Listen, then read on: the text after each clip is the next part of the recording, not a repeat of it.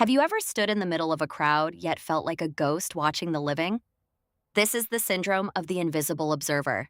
It is a state where you are no longer living your own life, but instead, you are merely watching a movie about it from a distance.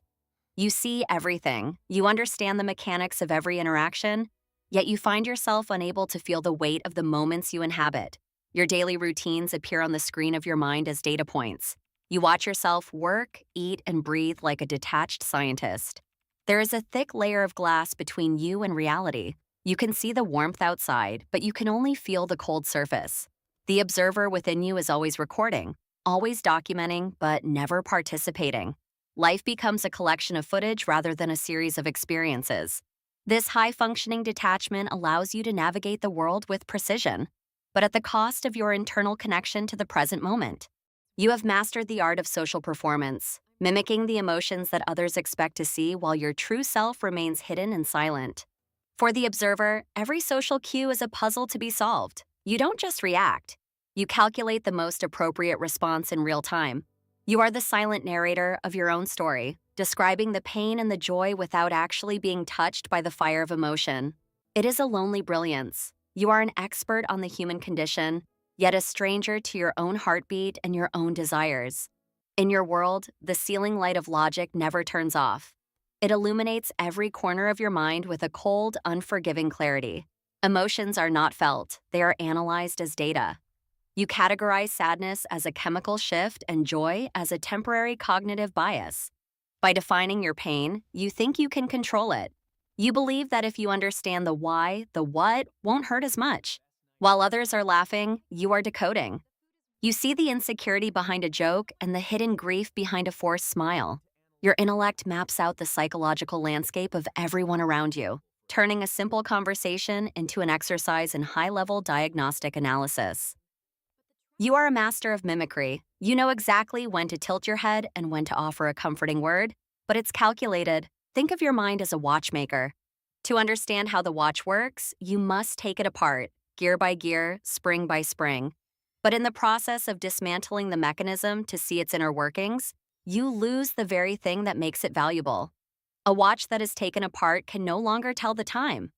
A heart that is overanalyzed can no longer feel the rhythm of life. The light of pure reason is surgical. It cuts through the mess of human emotion, leaving behind a sterile, quiet, and lonely space. You have traded the warmth of the sun for the precision of a laser. It is a powerful tool, but it cannot keep you warm. The connection between your thoughts and your visceral feelings has been severed. You are a brain operating a body from a distance.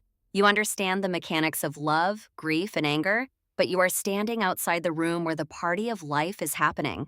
From your vantage point on the balcony, you see the strings. You see the hidden forces that drive every human action and reaction. You recognize that you, too, are a puppet of biology and history. You feel the tug of these strings but refuse to dance. You are both the actor on the stage and the director in the booth, watching yourself perform with a critical, detached eye. When you see others in conflict, you don't feel their distress. Instead, you map out their psychological patterns and their predictable failures. The tragedy of human suffering becomes an interesting case study. Your empathy is intellectualized, transformed into a cold, clinical understanding of why. You see the attachment styles and the trauma responses in every movement. This clarity is a superpower, but it is also a prison. You practice being human. You study the curvature of a smile and the moisture of a tear, trying to replicate the feeling through form. The mirror reveals the truth. You are a perfect actor, but the audience of one inside your head isn't moved by the performance. You are trapped in a feedback loop of observation. You observe yourself observing, a recursive spiral that leads further away from the heart. Your sharp insight has become a wall. You understand humanity so well that you can no longer simply be a part of it. You know why they laugh, you know why they cry, but the vibration of their emotion doesn't resonate within your own chest. You are a witness to the human experience, but you are not a participant. You are the only person at the feast who isn't eating. The paradox is complete.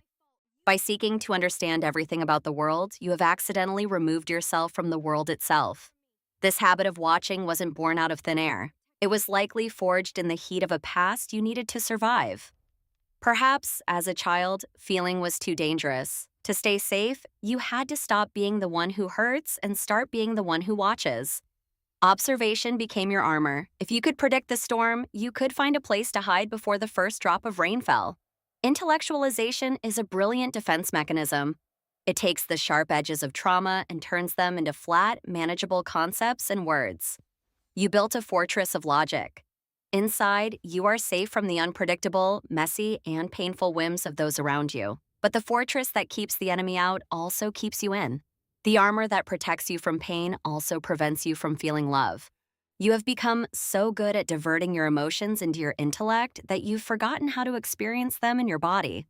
Trying to feel now is like trying to run through water. Everything is muffled, distant, and requires an exhausting amount of effort.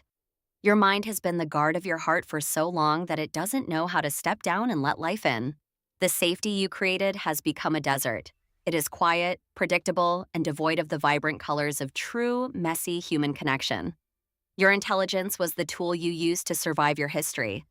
But survival is not the same thing as truly being alive. Deep down, the part of you that wants to feel is still there. It's just waiting for the day when the observer finally goes home. The heavy price of safety is the loss of yourself. To return to the world, you must be willing to be hurt once again. The journey back begins with the senses. It starts with the feeling of the earth beneath your feet. Unanalyzed and simply felt. You must give yourself permission to stop being smart for a moment.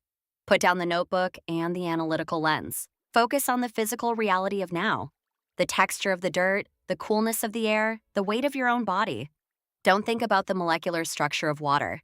Just feel the cold shock against your skin and the pull of the current. This is the now that logic cannot capture. It is a raw, physical interaction that doesn't need to be explained to be real. Let the world wash over you without trying to name it. Stop being the observer and start being the one who is being observed by nature. There is a courage in being uninformed. To sit with a feeling and say, I don't know what this is, but I am feeling it.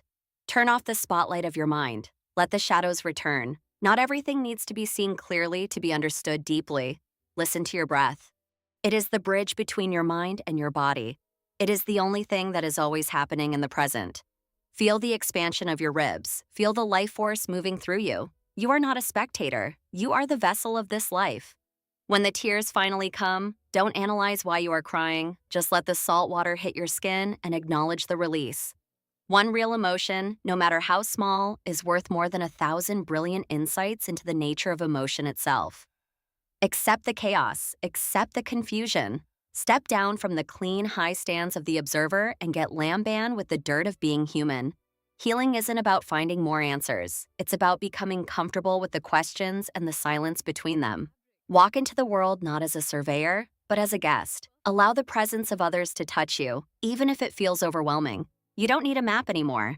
Your feelings are the compass, even if they sometimes point in directions that don't make logical sense. Real connection happens in the gaps where words fail. It's in the shared look, the shared breath, and the shared silence of being. To hold a hand is to be present. You cannot analyze a touch. You can only experience the warmth and the pressure of another soul. Stop the recording. The movie is over. The real life, the one that isn't being filmed or analyzed, is finally beginning to unfold. You no longer need to see through a glass darkly.